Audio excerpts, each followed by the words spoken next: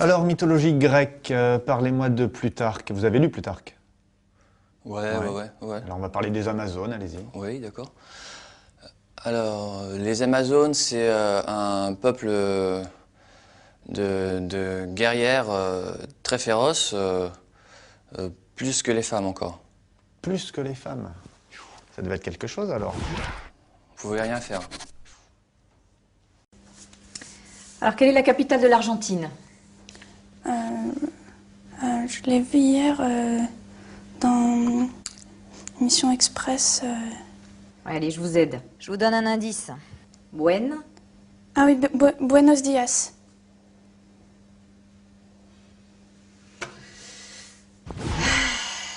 Gracias. Hein. Bon, maintenant parlez-moi de Christophe Colomb. Christophe Colomb, il fait la découverte de l'Amérique. Fut. Oui. Récitez-moi le passé simple du verbe faire. Bah, je fus, tu fus, il fume, vous fumez, nous fumons, ils fussent. On en fume du bon, là. Dites-moi pourquoi Jules César était considéré comme un dictateur. Donc il était considéré comme un dictateur parce qu'il était très capable de dicter plusieurs lettres en même temps, à la fois, d'un coup. Il était très rapide. Ouais. Quelle est la taille de Hong Kong? 10 mètres peut-être, un peu plus. Très très grand. 10 mètres, ouais. Très bien. Merci. Et quel est le poids de l'Internet dans l'économie mondiale? Bah ça, c'est assez important parce que comme il y a beaucoup de sites de rencontres, bah, du coup, il y a quand même aussi beaucoup de divorces par la suite. Donc ça veut dire que les gens ils se séparent et comme ils commencent à se séparer, donc faut commencer à aller chercher d'autres apparts, d'autres maisons. Donc au final c'est pas plus mal parce que ça relance l'économie, l'immobilier, tout ça. Donc en fait c'est bon. Est-ce que vous pouvez me parler des débuts de la civilisation chinoise? La civilisation chinoise, en fait, au début, les Chinois, ils n'avaient pas d'ordinateur, alors c'est pour ça que, en fait, ils comptaient avec leurs boules et... Avec leur boule... Allez-y, développez.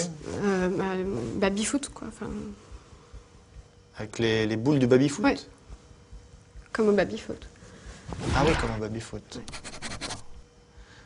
Et au niveau de la Seconde Guerre mondiale, est-ce que vous pouvez me parler un petit peu de la chronologie du conflit? En 1939, les Américains déclarent la guerre aux États-Unis.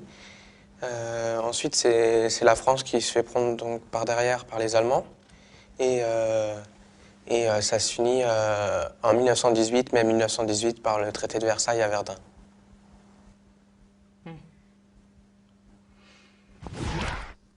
J'ai rien à dire, c'est parfait. Alors, quel est le taux de chômage des hommes et des femmes en France en 2009? Ça, je sais pas trop, mais je sais que les femmes sont plus touchées par le chômage que par les hommes. Ça, c'est pas juste. Alors, qui était Léonard de Vinci? Alors, Léonard de Vinci, c'était un grand écrivain, assez connu. Et donc, on peut dire, comme œuvre, il avait fait le Da Vinci Code, donc avec Audrey Tautou. Avec Audrey Tautou. Ah oui, d'accord. L'actrice. Ouais. Que s'est-il passé lors du dernier référendum européen?